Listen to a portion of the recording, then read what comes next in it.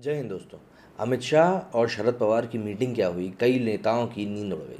अमित शाह और शरद पवार की मीटिंग कई मायनों में इसलिए भी चौंकाने वाली थी क्योंकि देखिए, जिस तरह से महाराष्ट्र में महाविकास अघाड़ी की सरकार बनी हुई है, उस सरकार को अगर गिराना है तो सबसे ज़्यादा ज़रूरी है एनसीपी का उस महागठबंधन से हट जाना। लेकिन उसका हटना इतना भी आसान नहीं होगा क्योंकि कुछ चीज़ों को मद्देनज़र रखते ही ये गठबंधन बनते हैं, जिसके साथ ही लोग सरकार को लेकर आगे बढ़ते हैं।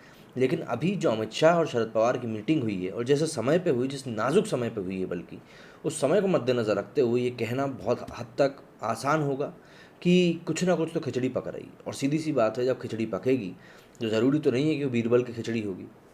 हो सकता है एक्शन को जल्दी ही देखने को मिले। और क्योंकि इसमें अमित शाह जैसा इंसान इन्वॉल्व है, तो सीधी सी बात है, जो लोग इस समय महाराष्ट्र की सत्ता पे काबिज हैं उनके बीच में तो छटपटाहट उठना लाजमी सी बात थी। और ऐसा ही कुछ हुआ है इस समय संजय राउत के साथ में। अब गृहमंत्री अमित शाह और एनसीपी अध्यक्ष शरद पवार की मुलाकात की खबरों पर अब शिवसेना संजय राउत पल पल अपनी प्रतिक्रिया बदलते दिखाई दे रहे हैं। अब उन्होंने कहा है कि कुछ बातें समय के साथ स्पष्ट हो जानी चाहिए तो ही सही रहता है। महाराष्ट्र में राजनीति दिन प्रतिदिन गर्माती दिख रही है। बीते दिनों खबरें सामने आ रही थी कि राष्ट्रवादी कांग्रेस पार्टी मतलब एनसीपी प्रमुख शरद पवार और केंद्रीय गृह मंत्री अमित शाह की मुलाकात हुई। इस खबर के सामने आने के बाद से राजनीतिक माहौल जैसे पल में एकदम से गर्मा गया।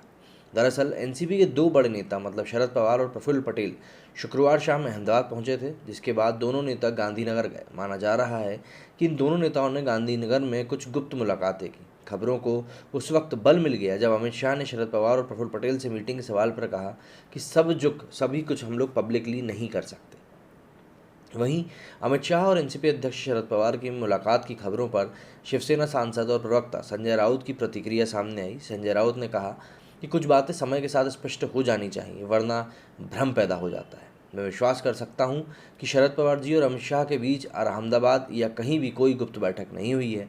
अब तो अफवाहों का अंत करो, इससे कुछ भी हाथ नहीं लगेगा। मतलब इसी के साथ संजय राउत ने जो है अपनी बात स्पष्ट कर दी। आपको बता दें कि इससे पहले संजय राउत ने कहा था कि अगर दोनों नेताओं की मुलाकात हुई भी है तो उससे परेशानी क्या है। संजय राउत ने सामना में लिखे लेख पर भी सफाई दी थी। सामना में महाराष्ट्र के गृह मंत्री अनिल देशमुख पर उन्होंने सवाल उठाए थे। वहीं एक और एनसीपी ने इस मीटिंग की खबरों को खारिज किया, तो वहीं दूसरी तरफ कांग्रेस नेताओं ने सवाल खड़े किए कि कांग्रेस ने मीटिंग को लेकर कहा है कि अगर गृह मंत्री देश के किसी बड़े नेता से मिल रहे हैं तो देश को बताना चाहिए। उन्होंने कहा कि देश की जनता को ये सभी कुछ जानने का हक है।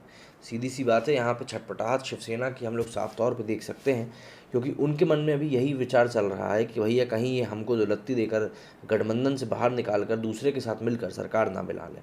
हमारे देश में वैसे भी अभी समय जिस तरह का माहौल चल रहा है, उसमें बस एक दूसरे को लात घूंसे मारकर भी हर कोई बस सरकार बनाने में लगा हुआ है।